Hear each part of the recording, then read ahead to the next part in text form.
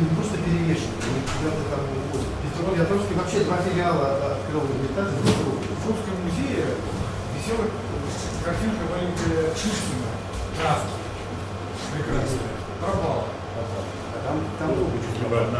Там самая лучшая картина Шишкина. Там целый полный журнал. Да, звание сегодня. Что? Что, Ваня? А, сейчас я наружу заедет. ага. Запасник.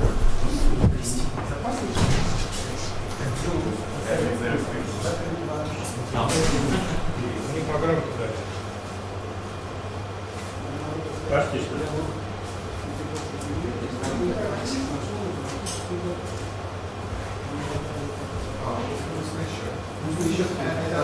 Да, я знаю. А ты знаешь задачу? Нет, задача, я помню, что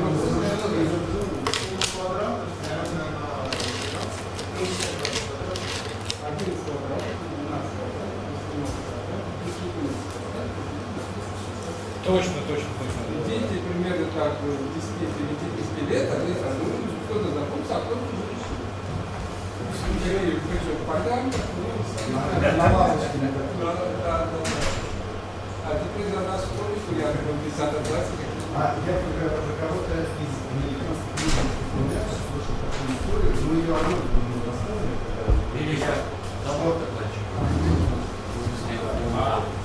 Пришел, Сейчас будешь. Сейчас все будет. Люда, ластишь купаться, да?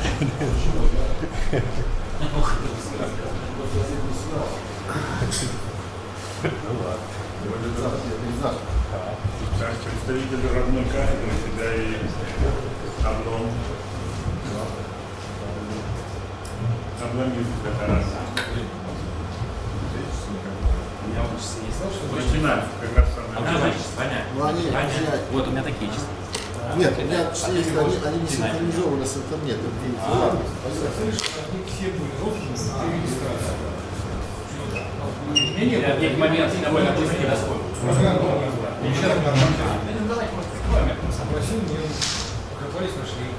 So let's start afternoon session. Our first speaker is Panov from Moscow State University.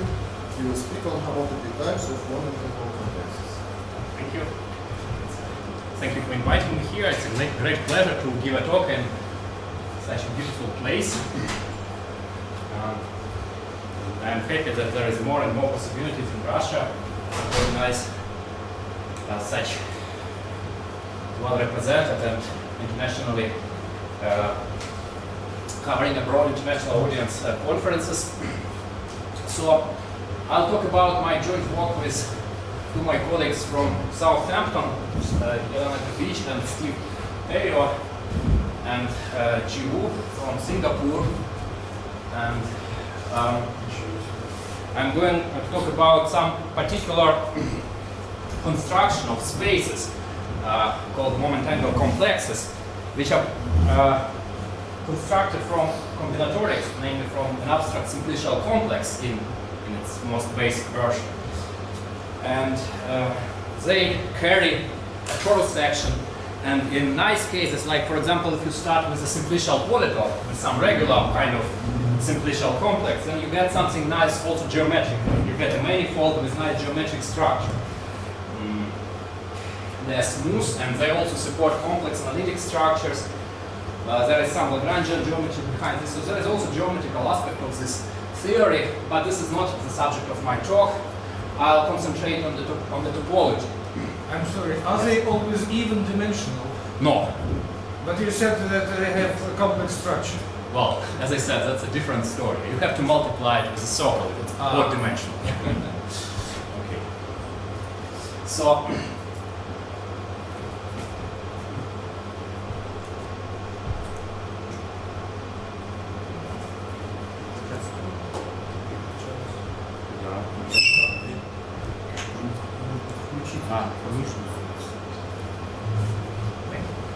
okay, we start with a pair of spaces, X and A. So A is a subset of subspace of X. And another piece of data is a simplicial, abstract simplicial complex, finite simplicial complex. And it's convenient to order the vertices. So So we assume that the vertices are ordered, and so that the vertices are just the index set from 1 to m. And we always assume that the empty set is a simplex. That is very important. So a simplicial complex is a collection of subsets in this finite set which are closed on the inclusion. So what dimension? Any. It doesn't really matter. No, empty set. What dimension? Empty set, well, dimension -1. So usually people add 0 and use this notation for No. Well, usually it's kind of people do different things. We do it this way. Okay. So we denote simplices as multisets. As index sets I. And for any subset I have to get used to this pointer. So for any subset I in this index set, we define the following product of spaces. We denoted xa to the power I. It is the product of m spaces where the I space is x if it's indexed in this set, and it's smaller subspace A if it's not there. I is the simplex or just subset? I, for a moment, it's just any subset, but it will become simplex next row. Okay, so this is just subproduct in the m-fold product of x. Some coordinates are smaller. Take values in a smaller subset. And then what's called now the k polyhedral power, or the k polyhedral product of the sphere, is defined as the following subset bigger. So this is also a subset in m-fold product. But now we take union of all those subsets over synthesis of k. So now it becomes a synthesis. So we write it this way, but it is important to remember that this union is not abstract, but it's taken inside this big product. It's not a disjoint union. No. Real union. No. Yeah, it's a union inside. Or now categorical topology states collinear. Okay, so now let's probably, before I go to the next, next slide, and then I'll give you some. So there are 3 main examples. The first, the most important pair is just disk and circle, and then what you get is the moment angle complex. And it has an action of the torus, m torus, because the circle acts on each coordinate, it acts on itself or acts on the 2 disks, and everything is compatible, so those pieces patch together and you get the torus action on the whole construction. As I said, if you start with some nice simplicial complexes like simplicial polytopes, then you get a manifold. But I'll not discuss it. Manifold with boundary. No. If you start with a, say, simplicial polytope, then you get a smooth manifold without boundary. And this is a subspace of the ground vertices. Yes. How come? I mean, G2 has a... Okay, I'll give you an example. I mean, yeah, it's not smooth. It can be smoother. It can be smoother. It's not this construction is not smooth. Okay, another important example is just you take CP infinity into dimensional projective space in the point. It's sometimes called the Davis-Januszkiewicz space. And when the second space in the pair is just a point, we just drop it from the notation and denote it just the case power of the space. In this case, the case power of the CP infinity. And the last one is more geometric. You take C and C cross, where C cross is just series without zero, the multiplicative group of complex number if you want, but just think of it as a C with the origin removed. And then you make this construction. It has another interpretation as a complement of an arrangement of coordinate subspaces. It's quite easy to observe that you can do this construction, which was on the previous slide, takes the union of those products inside CM, and this is the same as you throw away from CM all coordinate subspaces, even by these equations, where the indices form non-simplices. Throw away somehow non-simplices. So if you throw away not a zero, you will have non-homogeneous equations. If you remove the, if you write it like this, Yeah. well, you still can get something nice, but it's a different sort of space. It's not a particular case of this construction. And first observation is, well, you see, this disk sits inside C, and S1 sits inside C star, and they have the same homotopy type. But unfortunately, this is not enough to prove that those two things are homotopy equivalent, because you cannot retract C on D2 so that C cross retracts on S1. But nevertheless, there exists a deformation retraction from this complement, this open set to this closed set. So, from the homotopy theoretical point of view, you can think of this moment angle complex or this coordinate subspace arrangement complement as an interchangeable object. Well, I'm sorry, in the lower line, you have the same object on the left and on the right. That means that there is deformation retraction. So this is a homotopy equivalent and projection, which is also a homotopy equivalent.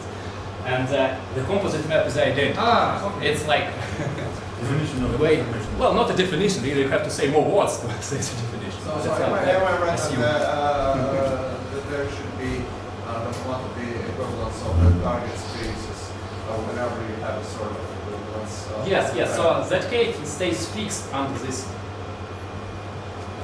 deformation. So let me give you 3 examples. So let here K. Here we have that K. Power K. You have simply infinity to the power K. Go K, which is a complement.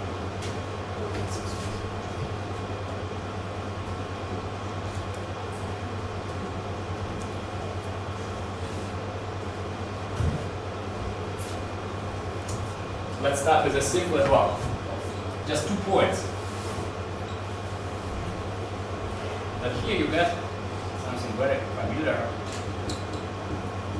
Low-dimensional coordinates.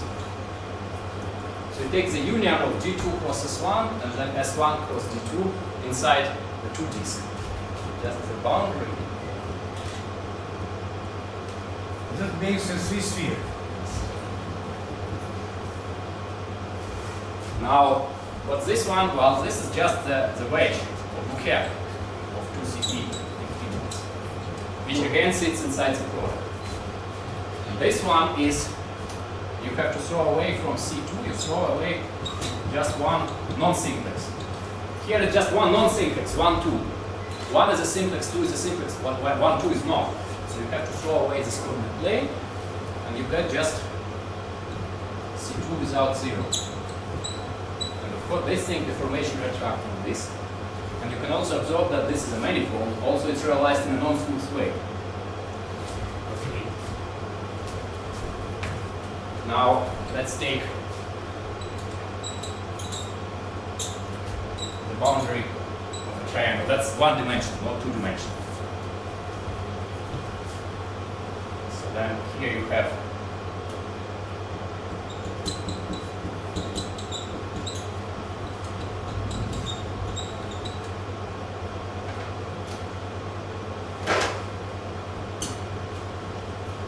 Speaking about smooth structure, what about CP infinity, CP infinity? here. No, this is smooth. This is not. No. So take the union of these 3 things. Again, you can recognize the boundary of G2 cubed, which is the same, which is homeomorphic, quite the same twice. What you get here is what topologists call the fat wedge.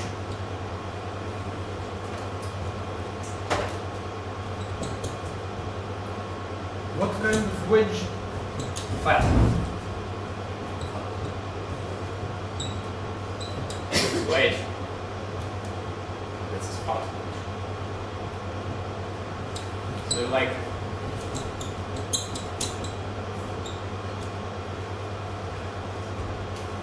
just this space. You can do it with any sequence of spaces. And what you get here is again C3 without, there is only one non-simplex here. So it's C3 without 0. And again, this deformation retract from this one. And now let's do one more example. Let me just have 3 points. Then what you get here is something like this. It's not so easy to guess what is it topologically. The 3 torus. No. Very far from being 3 torus. I'll give you an answer in a moment. So this is a ordinary wedge.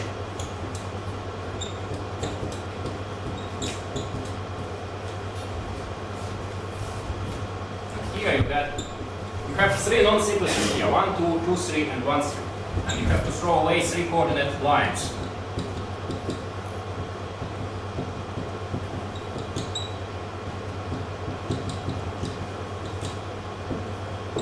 So as we said, these 2 spaces are homotopy equivalent, but it's still, from the beginning, not so easy to guess what are they. No, it's not a manifold because this is not a boundary of a sphere. So that K is a manifold, more or less if and only if that's not quite a precise statement, but very close to be precise. If and only if K is a boundary of a sphere triangulation. So, okay, this is a good exercise to students starting to study homotopy theory to determine the homotopy type of this space. I'll give you the answer. So it's already quite surprising. So it's homotopy equivalent to the wedge of 3 three-dimensional spheres, which are quite easy to see. Yeah, that's a normal sphere with these lines. But there are also 2 4-dimensional spheres, which are not so easy to see. And but if you think about it, you can that still can be done quite elementary. Incredible. So you see that you can get something very complicated very fast. And of course, for example, just to as an advertisement, it will be not a part of my talk. If you take the boundary of the pentagon, for example, then you get some complicated, well, not so. You get S3 crosses 4 connected some 5 times. That's a symmetry. And then here the geometry starts, but as I said, I'm not going to talk much about it. If you multiply this with S1, then on this manifold you get a complex structure. You can study that, you get some nice example of non-Keller complex analytic manifolds and so on. But as I said, I'm going to talk about more. I'll probably get back to this example at the very end of the time it allows. So we want to understand the topology of these things. And we have been studying these things with Victor, with my teacher, Victor Buchstaber, for more than 15 years already.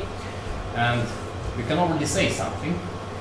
But only recently we have been applying some complicated homotopy theoretical techniques to get better hold on their homotopy types, in particular to understand when this is a wedge of spheres. And another question is, if you know it's a manifold, what kind of manifold it is? Here you get a connected sum of sphere products. Yeah, probably that will be it. So the first result is that there is a homotopy fibration. So as you see, this thing embeds, by definition, it embeds in the M-fold product of CP infinities. And you can take the homotopy fiber. You can turn it into vibration and take the fiber of this vibration. And the answer is exactly this. So those 3 things are connected, they enter in the homotopy vibration sequence. So you can relate the homotopy group, for example. So, well, the first observation is another good exercise is that fiber of the inclusion from CP infinity wedge CP infinity into CP infinity cross CP infinity is S3.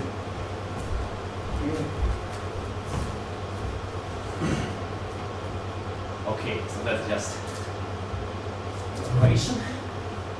And now, if you pass to the loop spaces, then it splits, because it's easy to construct a section. But when you pass to the loop spaces, then you get what's called principal fibration, but it's homotopy principal fibration. Once it has a section, it splits. It splits topologically, not just the loop spaces as H spaces, or even a group, topological groups. But this splitting is not a group splitting, not an H space. Nevertheless, you can say something about So, I mean, the thing that it splits topologically but not multiplicatively means that, for example, can be reflected in the contracting algebras, the homotopy of the loop spaces, which were already mentioned. And so here you have, instead of, you have an exact sequence of contracting algebras which doesn't split. So you can think of that as this thing is some kind of larger non-commutative algebra, and this is a homotopy contracting algebra of the torus, which is commutative, really commutative. And this is a kind of hybridization map, so this algebra is kind of this commutator subalgebra.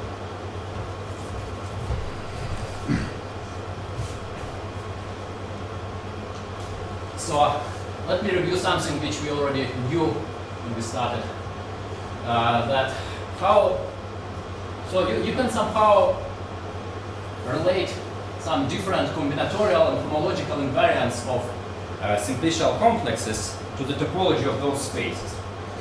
So first of all, algebraists translate combinatorics into commutative algebra using this tool known as a phase ring, or the Stanley-Reisner ring. You take the polynomial ring from generators corresponding to the vertices of your simplicial complex and factorize the square-free monomials corresponding to non-simplices. And you get some commutative ring, graded commutative ring, which somehow reflect the combinatorics. And then you can study homological invariant of those commutative rings. And those homotopy invariants, homology invariants, homology algebraic invariants give you some information about the combinatorics. So, and there is a list, a series of results. So first of all, the homology of this Davis-Januszkiewicz space, this one, is just a phase ring. That's quite easy actually. So that it has a nice cell structure, which somehow reflects exactly this. Even on the cell level, the homology is this phase ring. More interesting things happen when you pass to the loop spaces. The homology of the loop space is what's called the Yoneda algebra. It is a much more complicated object, but nevertheless you can get some information about it by studying this loop space. And the homology of the moment angle complex is another homological invariant of this phase ring. It's store module. So this algebra is infinite dimensional over K, and this one is finite dimensional because this is a finite self. How do you see the ring structure? There is a ring structure. That's the next one. So that's the store can be calculated by using many resolutions. So you have to write down the resolution of the phase ring as a module of the numerator. One of the ways to do this is to use the most standard Kosul resolution. So you get the Kosul complex, and this Kosul complex happens to be a differential graded algebra. So its cohomology is again, and this is exactly the ring structure in that case. In the second row, there is homology or cohomology? The second row, I believe it's written, well, I'm sure it's written correct. So this is homology of the loop space. It's not commutative algebra. It's contracting algebra. This is cohomology. It's commutable. As far as you say, the question is that usually cohomology is treated as X. Yeah, that's right. But I mean, here, yeah, that's reflected in the grading. In topology, Tor is also cohomology. It's like it's coming from Eilenberg-Moore spectral sequence and things like that. So, yeah, I haven't written the gradings here, but yeah, when you write down this resolution, you actually write it down with negative degrees, so it becomes a cochain complex. So the Tor becomes its cohomology rather than cohomology. It's very convenient. And finally, you can calculate this Tor quite combinatorially by just looking at the what's called full subcomplexes. Okay, you restrict your simplicial complex on all possible subsets. Sorry, that's written correctly. It has to be non-simplex, otherwise you don't get any homology.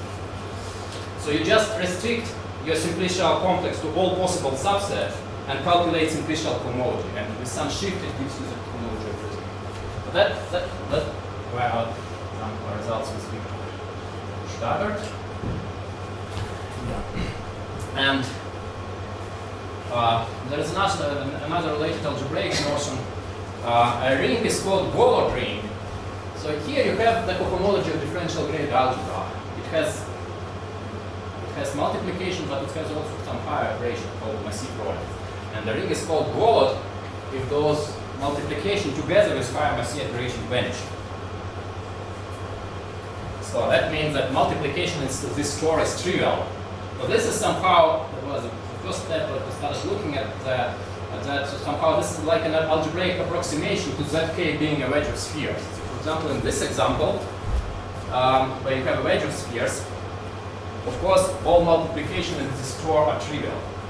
Triple Massey product is high or not? Yes. What is not high? Product. Just, well. What you're going to tell us is that it'll generically be the case with these massive products. So say it again. Are you saying that it will generically be the case with these massive products? No. I mean, that's some specific kind of simplicial complexes, which is goal. I see. So for example, if you know for some other reason that your space is wedge of spheres, then you know that the ring is gold. And if you know that the ring is gold, then you can guess probably the space is a wedge of sphere.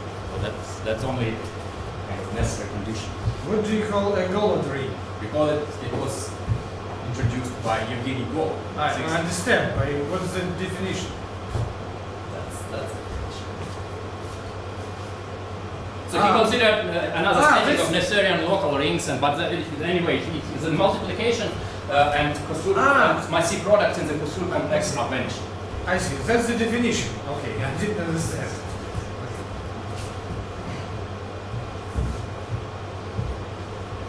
Okay, so I can only probably go briefly about one particular case of this situation when we can give some answer on the homotopy type of set K when K is flag. A flag complex is something determined by its one skeleton, by its graph. So the formal definition is as follows. So a missing face is a subset which is not a simplex, but every proper subset of it is a simplex. And then K is a flag complex if each of its missing faces has two vertices. So somehow, whenever you have, there is another definition. It's flag equivalent. If and only if any set of vertices which are pairwise connected span a simplex. For example, in this example, this is not flag because those three vertices are pairwise connected, but there is no simplex. So flag complexes, as I said, correspond to simple graphs on this vertex set. So they look not to be too elementary. So the relation is just twofold. To get a graph, you just pass one skeleton, and from graph to simplicial complex, you feel it's what's called clique complex. You feel each complete full subgraph with a simplex. So, but nevertheless, at least from the combinatorial topological point of view, you don't lose much because, for example, if you pass to the first concentric subdivision, you always get a flag complex. But of course, this construction of the moment angle complex, it depends. It changes drastically when you pass to the concentric subdivision. So it just. But nevertheless, flag complexes are quite abundant. So it's interesting to transfer, classify those spaces in the flag complexes. And the answer is given in terms of what's called chordal graphs. So a graph is chordal if each of its cycles with more than 4 edges has a chord. So for example, this one is chordal as a graph, but this one is not. It has a cycle without chord. Equivalently, the graph is chordal if there are no induced cycles of length more than 4 or more. So no induced cycles. Whenever you have, so for example, if you put 2 chords here, then it becomes chordal. Okay. But that's important in some classical aspects of graph theory optimization. So there is this famous theorem from the 60s. The graph is chordal if and only if it admits what's called the perfect elimination order. The vertices can be ordered in such a way that for each vertex the lesser neighbors form a full subgraph. Then we have this first result. Assume that our simplicial complex is flag, so it's determined by its one skeleton. So you just take a graph and fill in all complete subgraphs by simplices. Okay. then the following conditions are equivalent. First, the phase ring is gold, so there are no multiplications and no high massive operations in the Koszul complex. Second one is, you can just look at the multiplications of homology of the moment angle. It's mathematical. In that case, it's automatic. Third one is that it's one skeleton with a chordal graph. And the last one is that it has a homotopy type with pressure spheres. For example, this one is a chordal graph, so it has a homotopy type of pressure spheres like this. This one is also, so if you put three triangle spheres and you get a flat complex whose one skeleton is a chordal graph, so you get the wedge spheres. But the original one, when you have the boundary of the pentagon, it's not chordal, so you get a manifold, which has products, of course, on granularity, so it's not a wedge sphere.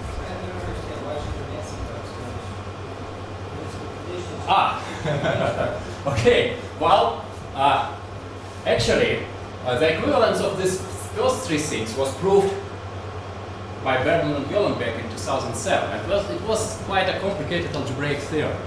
But now we go just this way. One implies 2, 2 implies 3, 3 implies 4, and 4 implies 1. And using this kind of topological perspective on this, it becomes really not very complicated. So look, so if it is a gold ring, then it's almost straightforward that because from that our theorem, you know that since the multiplication is trivial, because gold ring means that the product is also trivial, right? Now, if the multiplication is trivial, then this is a chordal graph. Why is that? Because once you have a that was a theorem. Once you have an induced cycle, then you get something like this, connected sum of sphere product inside your manifold, and it has non-trivial products, so it cannot be a multiplication cannot be trivial. The most complicated one is this one, and it uses some homotopy theorem. So once you have a chordal graph, it uses that Falkenstein-Gross theorem. You can decompose your graph, your simplicial complex as it's obtained by iteration of attaching a simplex along a single phase. That follows from Falkenstein-Gross theorem, so that from this perfect elimination ordering. So you attach simplexes one by one, so that the current simplex, the I step is attached to the previous thing along a common phase, the whole phase. And then, if you start with a wedge sphere, then it's still a wedge sphere. And then again, of course, to close up this simplification, it's, of course, once it has homotopy type of wedge spheres, then all massive product vanishes, so it's gold. Okay? So it's really not very complicated theorem, but quite unexpected. What is the definition of flag? Yeah. So flag means that it's determined by its one skeleton, more or less. So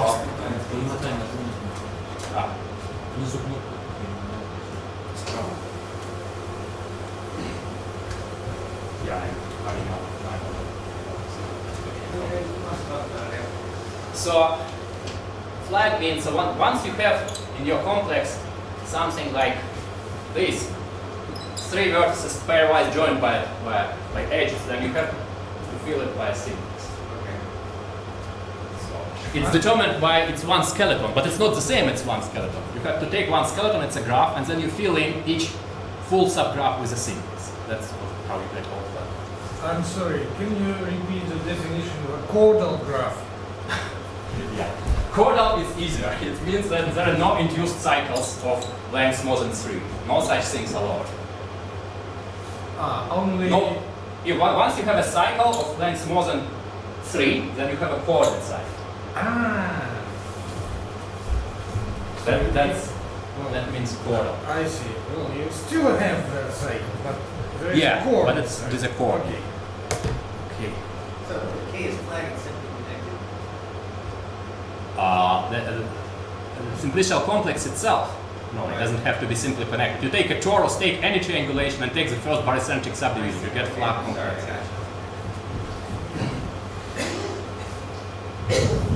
Okay, so yeah, that's that I already. This implication fails in the non-flag case. That is the counterexample. The triangulation of RP3. So because it has torsion cohomology, so it cannot be gold, it cannot be homotopy equivalent to the wedge of spheres, but it's gold. So you have this. In this example, it just splits into the wedge, but here you have the suspension of RP2. I'm sorry. It doesn't hold. The theorem doesn't hold in the non-flag case. I've seen that picture somewhere. Sure, it's very famous. But no originality for this picture. It's a neighborly, it's the smallest triangulation of RP2. Ah, yes, I see. Okay, yes. So it's the point is that it's one skeleton is a full graph. Yeah. Everything is connected by edges, Yeah. but so that it cannot be flat because it doesn't contain all possibilities. Here is a conjecture, or like equations say that like here you don't have a wedge of spheres, but you still get kind of suspension space or coage space. It may be true in general for arbitrary. And finally, sorry for running out of time, there are also some other equations like this. And I'll just say that, that we can in the non-flat case we can determine the generators, but in the flat case when you have a wedge of spheres, then this contracting algebra is just free. It's a tensor algebra. So you have to just determine its generators and it can be done. But in general, it's not free. But like in the case of the boundary of the pentagon, we have connected some sphere product, but we can determine the generators, the minimal set of generators. And it is, so as I said, this is like a commutator subalgebra here. And this algebra has a very simple structure with commutators. So you just can generate it by some special iterative commutator. And it resembles the classical result on the basis in the commutator subgroup in a free group. Then also you have some special commutators. And there is another classical result about the commutator subalgebra in the tensor algebra, and that we used it. Okay, sorry for running out of time.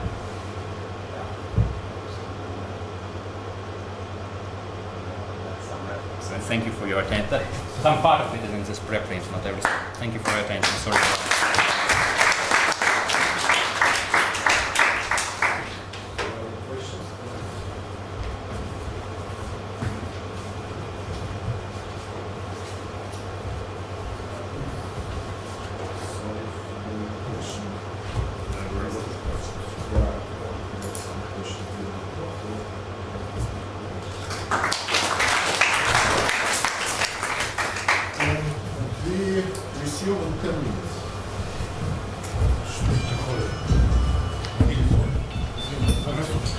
Можно поехать. Много интересного. Тарас, что такое буква Г, которая усечена? Там написано А.